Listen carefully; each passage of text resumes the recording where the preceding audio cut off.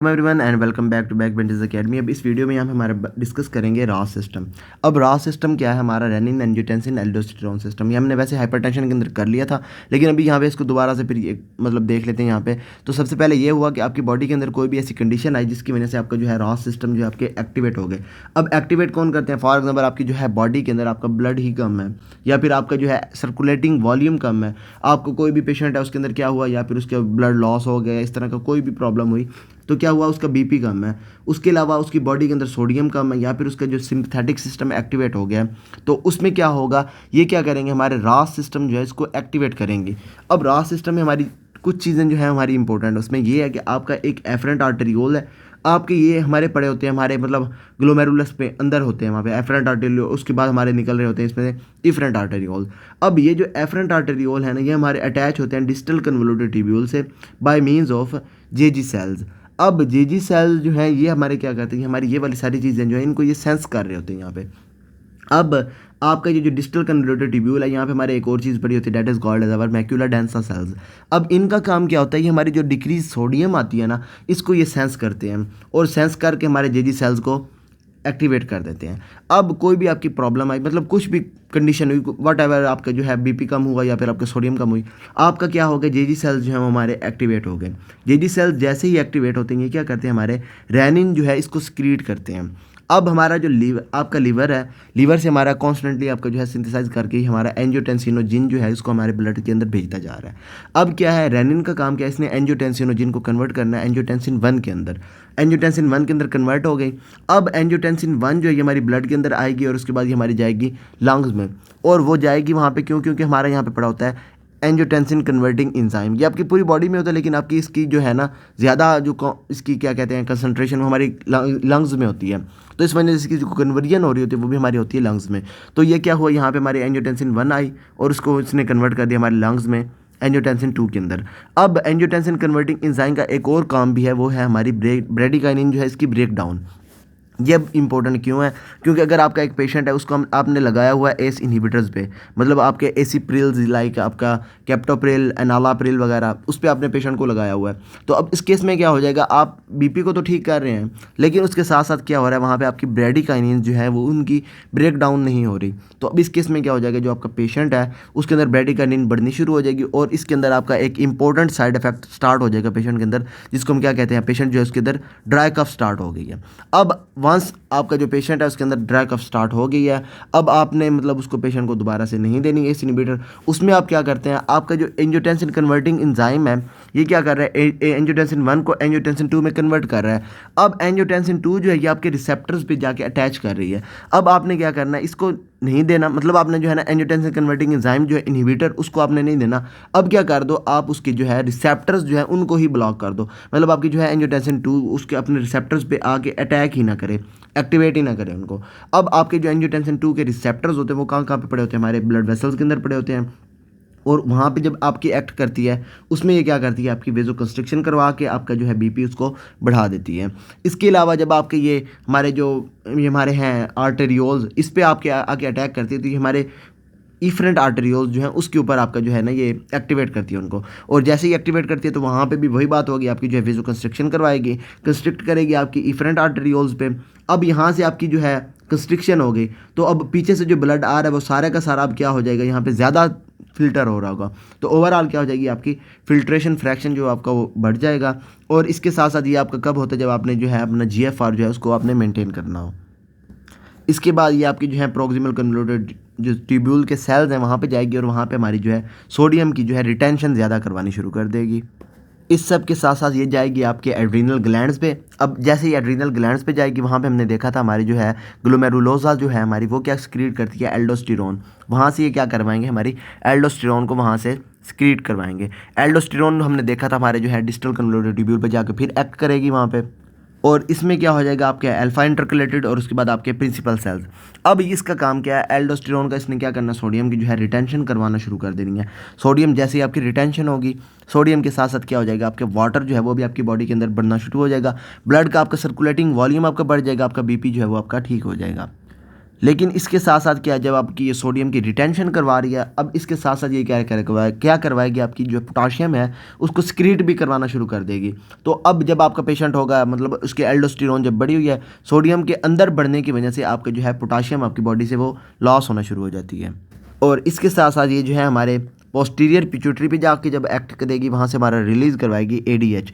अब ये सारे हमने पहले देख लिए हैं, इनका क्या काम है। एडीएच का काम क्या है, इसने क्या करना है, वहाँ पे जाना है, हमारे जो प्रिंसिपल सेल्स हैं वहाँ पे जाके इसने क्या करना है, एक्वापोरिन्स जो हैं उनको इसने अटैच करवाना है। एक्वापोरिन्स को अटैच करवाएगा, मतलब एक्वा मीन्स वाटर एंड पोरिस मीन वहाँ पे पोर्स बना देगा आपकी जो सेल है, सेल की मेम्ब्रेन के ऊपर। अब पोर्स के थ्रू आपका वाटर बॉडी के अंदर आना शुरू हो जाएगा और उसकी रीअब्जॉर्प्शन होनी शुरू हो जाएगी और आपका जो है सर्कुलेटिंग वॉल्यूम आपका सारा बढ़ जाएगा। अब ये सारे इसके काम है। अब सबसे पहले आपका रेनिन जो है आपका स्क्रीड कहाँ से हुआ वो हमने पहले देख लिया। आपकी जीजी सेल्स जो हैं इन्होंने आपका स्क्रीड किया और रिस्पांस किया, आपके जो बीपी कम आ रहा है रीनल की तरफ, या फिर उसके अलावा आपका सिंपैथेटिक सिस्टम जो है उसके आपका जो है इंक्रीज़ हुआ है, आपका मतलब आपका जो है ना सिंपैथेटिक सिस्टम जो है उसका डिस्चार्ज आपका बढ़ गया, या फिर आपकी सोडियम जो है मैक्यूला डेंसा की तरफ वो आपकी कम जा रही है। इन्होंने क्या कर दिया, आपके जेजी सेल्स ने आपके रेनिन को स्क्रीट कर दिया। अब इसके बाद क्या आ जाएगा हमारा, वहाँ पे एंजियोटेंसिनोजिन को कन्वर्ट कर देगा एंजियोटेंसिन 1 के अंदर। एंजियोटेंसिन 1 हमारा कन्वर्ट करेगा एस। एस हमारा कहाँ पे पड़ा होगा, हमारे लंग्स के अंदर। और इसके बाद ये जो है आपका प्रोड्यूस कौन करते हैं, हमारे endothelial cells in the lungs. अब इसके बाद क्या हो गया, हमारा एंजियोटेंसिन 2 जो है वो हमारी बन गई। अब एंजियोटेंसिन 2 जो है उसका काम क्या है, उसने आपके जो है ब्लड वॉल्यूम और उसके साथ साथ हमारा ब्लड प्रेशर, इन दोनों को इसने क्या है मेंटेन करना है। अब क्या करेगा, ये आपके जो है डिफरेंट सिस्टम्स पे आपके जो है एक्टिवेट करेगा और उसकी वजह से आपका जो है सोडियम ओवरऑल जो है आपकी मतलब आपकी एल्डोस्टेरोन वगैरह बढ़ा के आपके सोडियम रिटेंशन वगैरह करवाएगा और उसकी वजह से आपका जो है सर्कुलेटिंग वॉल्यूम आपका वो बन जाएगा, मतलब बॉडी के अंदर बढ़ जाएगा। इसके बाद आ जाता है यहाँ पे हमारा ANP BNP। अब ये हमारे कब होते हैं, जब आपका जो है ना वॉल्यूम आपका जो है बड़ा हुआ होता है और क्रॉनिकली आपका बड़ा होता है। इसमें क्या होता है, आपका जो है एट्रिया और उसके बाद आपके जो वेंट्रिकल्स हैं ये एक नाइट्री यूरेटिक पेप्टाइड जो है इसको रिलीज़ करना शुरू कर देती हैं। एट्रिया से आपका निकलेगा ANP एट्रियल नाइट्री यूरेटिक पेप्टाइड और उसके बाद वेंट्रिकल से आपका निकलेगा ये BNP। अब इसको क्या कहते हैं, हम हमारा ब्रेन नाइट्री यूरेटिक पेप्टाइड। अब इसको क्यों कहते हैं, क्योंकि आपका सबसे पहले हमने जब देखा था ना साइंटिस्ट ने, तो ये हमारा ब्रेन से रिलीज़ हुआ था, इसलिए उन्होंने क्या दिया कि ये हमारा जो है ब्रेन की तरफ से रिलीज़ हो रहा है। तो अब इसके बाद क्या होगा, ये आपका जो है इंक्रीज़ वॉल्यूम की मतलब आपकी जो है ना स्ट्रेच बढ़ेगी, तो उसके केस में क्या है आपके ये ANP और BNP जो है आपका ये बढ़ना शुरू कर देगा। इसका काम क्या होता है, ANP और BNP जो है इनका काम होता है कि इन्होंने आपके ये जो बाकी के सारे सिस्टम्स हैं ना, इनके जो काम है उनको इन्होंने कम करना होता है। मतलब क्या, ये आपके जो है फॉर एग्जांपल आपका जो है पीछे वाले काम जो है आपके क्या कर रहे हैं, सोडियम आपकी जो है ये हमारी वॉल्यूम को बढ़ा रहे हैं, लेकिन ये क्या करेंगे, आपके वॉल्यूम को कम करवाएंगे। वो आपके क्या करवा रहे हैं, वेजो कंस्ट्रिक्शन करवा रहे हैं। ये क्या करेंगे, आपकी वेजो डायलेशन करवाएंगे। वो उसके साथ साथ ये क्या करेंगे, आपकी रास सिस्टम जो है इसको इनहिबिट करेंगे। उसके बाद स्मूथ मसल्स को रिलैक्स करवाएंगे, उसके बाद रेनिन वगैरह को कम करवाएंगे, डायलेट करवाएंगे और उसके बाद नाइट्री यूरेसिस करवाएंगे। वो क्या कर रहे हैं, सोडियम को रिटेंशन करवा रहे हैं वहाँ पे, लेकिन ये क्या करेंगे, सोडियम का लॉस करवाएंगे। इसके बाद हमने देखा था ADH। अब ADH हमने देखा हमारा पोस्टीरियर पिट्यूटरी जो है इसको सिक्रीट करता है। इसका काम क्या होता है, इसने हमारी बॉडी के अंदर वाटर जो है उसको मतलब मेंटेन करना होता है। ऑस्मोलैलिटी जो है मतलब हमारे ऑस्मोल्स कितने हैं 1 लीटर वाटर के अंदर, उसको इसने मेंटेन करना होता है। अगर आपके जो है वाटर आपका बॉडी के अंदर कम हो जाए, आपकी ऑस्मोलैलिटी बढ़ जाएगी। उसके केस में क्या हो जाएगी, ये वाटर जो है उसको रीअब्जॉर्ब करवाना शुरू कर देगा। अगर आपकी जो है वाटर बॉडी के अंदर बढ़ गया है तो अब इस केस में क्या कर देगा, ये हमारे जो सॉल्यूट्स हैं उनको ब्लड के अंदर बढ़ाना शुरू कर देगा ताकि हमारी जो है ऑस्मोलैलिटी उसको मेंटेन कर ले। अब सॉल्यूट्स में हमारा कौन सा आ जाता है, इसमें रीअब्जॉर्प्शन जो करवाता है हमारे यूरिया की, सोडियम क्लोराइड वगैरह की। और उसके बाद जो है हमारे वाटर के अंदर आपका जो है कलेक्टिंग डक्ट्स में आपका जो है रीअब्जॉर्प्शन ऑफ वाटर करवा रहा होता है वहाँ पे। इसके बाद आ जाता है हमारा एल्डोस्टेरोन। अब एल्डोस्टेरोन हमने देखा था हमारे जो है सेल्स के ऊपर आके अटैक करता है। वो हमने सारा जो है फिजियोलॉजी के अंदर देख लिया। अगर आपने नहीं देखा तो उसको दोबारा से देख लें वहाँ पे। अभी मैं यहाँ पे सिर्फ ओवरव्यू आपको यहाँ पे दूंगा। अब इसमें क्या है, एल्डोस्टेरोन जो है आपके रिसेप्टर्स के ऊपर आके अटैक करेगा। इसकी वजह से ये क्या कर देगा, हमारा वहाँ पे जो ENaC प्रोटीन्स हमने देखी थी उनमें से आपकी जो सोडियम है उसको अंदर रीअब्जॉर्ब ज़्यादा करवाएगा और उसकी वजह से हमारी जो है वहाँ पर हमारा पड़ा हुआ था एक पंप पड़ा हुआ था जो हमारी सोडियम जो है उसको अंदर लेके जा रहा था, उसकी एक्टिविटी को बढ़ा देगा।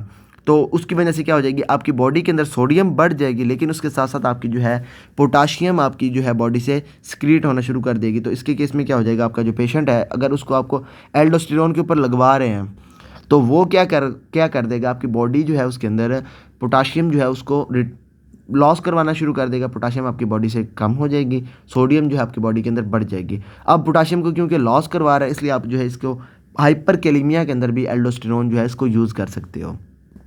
इसके अलावा अगर आप जो है पेशेंट को एल्डोस्टेरोन इन्हिबिटर दे देते हैं, अब स्पाइरोनोलैक्टोन वगैरह दे देते हैं, तो उसमें क्या हो जाएगा, आपका जो पेशेंट है उसके अंदर सोडियम लॉस हो जाएगी, लेकिन सोडियम के लॉस होने की वजह से आपकी जो है बॉडी के अंदर पोटाशियम बढ़ना शुरू हो जाएगी। तो अब ये हमारा क्यों इंपॉर्टेंट है, क्योंकि आपकी जो है अगर आपके हार्ट फेलियर के पेशेंट्स हैं तो उसमें क्या होता है, आपको जो है पेशेंट जो है उसको वॉल्यूम लॉस करवाने के लिए आप उसको स्पाइरोनोलैक्टोन वगैरह पे लगा रहे होते हो। तो अब उसमें क्या हो जाता है, जैसे आप स्पाइरोनोलैक्टोन पे लगाते हो तो सोडियम जो है उसको लॉस करवाने के लिए आपकी जो है पोटाशियम जो है बॉडी के अंदर बढ़ना शुरू हो जाती है। तो उस केस में जब आप पेशेंट के एबीजीज वगैरह करवाओगे या उसके जो ब्लड वगैरह के जो उसके ये क्या कहते हैं सॉल्यूट्स वगैरह जब उसके देखोगे, तो उसमें आपको जो है पेशेंट के अंदर हाइपरकैलेमिया नज़र आएगी। इसके बाद लास्ट वाला हमारा रह गया जेजी सेल्स। अब जेजी सेल्स आपकी क्या है, हमारे एक्स्ट्रा ग्लोमेरुलर सेल्स। ये हमने वैसे देख लिया हमारे जो हैं कहाँ पे पड़े हुए हैं, हमारे एफरेंट आर्टेरियोल से, आपके modified smooth muscles of efferent arterioles हैं आपके। और उसके बाद ये जो है हमारे मैक्यूला डेंसा, इसके अंदर वो जो क्या करते हैं, हमारे सोडियम क्लोराइड जो है उसको सेंस करते हैं हमारे डिस्टल कन्वर्टर ट्यूब्यूल पे, क्या करते हैं, हमारे रेनिन को रिलीज़ करते हैं। और उसके बाद आपका जो है in response to decrease blood pressure and increase sympathetic tone वगैरह। और उसके बाद मैक्यूला डेंसा सेल क्या करते हैं, आपकी सोडियम डिलीवरी कम हो जाए डीसीडी की तरफ, तो वहाँ पे आपकी जो है रेनिन जो है उसको रिलीज़ करवा देते हैं। आपके इफरेंट आर्टेरियोल्स जो है उसकी आपकी ये वेजो कंस्ट्रक्शन करवाते हैं और आपका जीएफआर जो है उसको ये बढ़ा देते हैं। अब जेजी सेल जो है आपके एक्स्ट्रा ग्लोमेरुलर अपरेटस जो है ये क्या करता है, आपका जीएफआर जो है इसको मेंटेन करता है वाया रास सिस्टम हमारा जो हमने अभी देख लिया सारा। अब रास सिस्टम को एक्टिवेट करेगा, आपका जो है बॉडी के अंदर आपके वॉल्यूम जो है उसको बढ़ा देगा। और आपका साथ साथ आपका इफरेंट आर्टेरियोल्स को, क्योंकि आपके कंस्ट्रिक्ट कर रहा है, इसमें ये क्या कर देगा, आपका जीएफआर जो है उसको ये मेंटेन करेगा, आपका जीएफआर जो है उसको बढ़ा देगा। अगर कोई भी प्रॉब्लम है जिसमें आपका जो है आपकी किडनीज़ की तरफ कम आ रहा है आपका ये ब्लड, तो उसमें क्या हो जाएगा, आपका जीएफआर आपका कम हो जाएगा, आपका रास सिस्टम एक्टिवेट हो जाएगा। रास सिस्टम जैसे ही एक्टिवेट हो जाएगा ये क्या करेगा, आपका जीएफआर जो है इसको ये बढ़ा देगा। उसके साथ साथ ये जो है in addition to vasodilatory properties, beta blocker can decrease blood pressure by inhibiting beta 1 receptors of the JG cells. उसमें ये क्या करते हैं, अगर आप पेशेंट जो है उसको आप बीटा ब्लॉकर दे रहे हो, सिंपल सी बात है ये कि जब आप पेशेंट को बीटा ब्लॉकर दोगे, बीटा ब्लॉकर देने की वजह से आपके जो है बीटा रिसेप्टर्स जो हैं वो आपके इनहिबिट हो जाएंगे, आपके ब्लॉक हो जाएंगे। तो अब जब आपके बीटा रिसेप्टर्स ही ब्लॉक हो गए, जब आपकी सिंपैथेटिक सिस्टम जो है एक्टिवेट हो जाएगा, उसमें क्या हो जाएगा, आपका जो है ये बीटा रिसेप्टर्स जो हैं ये क्योंकि आपके पहले से ही ब्लॉक है, तो ये क्या हो जाएगा, आपका एक्टिवेट नहीं होंगे। आपका जेजी सेल जो है, जेजी अपरेटस जो है ये आपका एक्टिवेट नहीं होगा और आपका रेनिन जो है ये आपकी रिलीज़ ही नहीं होगी। तो इसके साथ साथ आ जाते हैं हमारे यहाँ पे किडनी हार्मोन। अब हार्मोन्स में आपने पहले देखा आपकी जो किडनी है हमारी क्या करती है, एरिथ्रोपोइटिन को रिलीज़ करती है, जिसका काम क्या है, रेड ब्लड सेल्स जो है उसकी प्रोलिफरेशन करवाना। अब ये क्या कर देगा, आप जो है इसको, क्योंकि आपके ये आपके रेड ब्लड सेल्स जो हैं इसको ये आपके बढ़ा रहा है, तो आप पेशेंट जो है उसके अंदर जो है, जब पेशेंट के अंदर रेड ब्लड सेल्स ही कम है, फॉर एग्जांपल एनीमिया वगैरह है पेशेंट के अंदर, तो उसमें जब आप पेशेंट को दोगे तो ये क्या कर देगा, उसको आपके जो ब्लड है आपका जो उसको आपका ठीक कर देगा, आरबीसीज जो है उसकी प्रोलिफरेशन करवा के। लेकिन इसके अंदर एक और इंपॉर्टेंट चीज़ है, वो ये है कि आपका जो है ब्लड उसको ठीक कर देगा, जिसकी वजह से इंक्रीज रिस्क ऑफ हाइपरटेंशन। अब ये रिलीज़ कहाँ से होता है हमारे इंटरस्टिशियल सेल से, in peritubular capillaries in response to hypoxia होगा, तो उसमें आपकी किडनी जो है वो आपकी ये एरिथ्रोपोइटिन जो है इसको रिलीज़ करना शुरू कर देगी। इसके बाद आ जाता है हमारा कैल्सीफेरॉल। इसमें क्या है, कैल्सीफेरॉल में ये आपकी विटामिन डी को जो है बढ़ा देगा।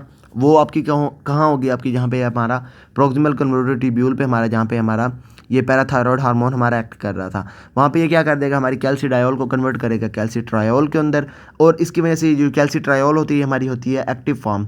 अब ये क्या कर देगी, हमारी कैल्शियम जो है उसकी एब्जॉर्प्शन जो है उसको बढ़ा देगी। और इस सारे सिस्टम में हमारा जो इंजाइम है वो है हमारा 1 अल्फा हाइड्रोक्सिलेज। ये क्या करेगा, आपका 25 जो है सिंपल वाली जो हमारी हाइड्रोक्सल थी, इसके अंदर एक और 1 at 1 पोजीशन पहले नंबर वाली जो हमारी कार्बन होगी वहाँ पे हमारा जो है हाइड्रोक्सल जो है उसको ऐड कर देगा, और उसकी वजह से हमारा क्या बन जाएगा, 125 ये हमारा जो है डाईहाइड्रोक्सल जो है D3 बन जाएगी, कैल्सीट्रायोल बन जाएगी।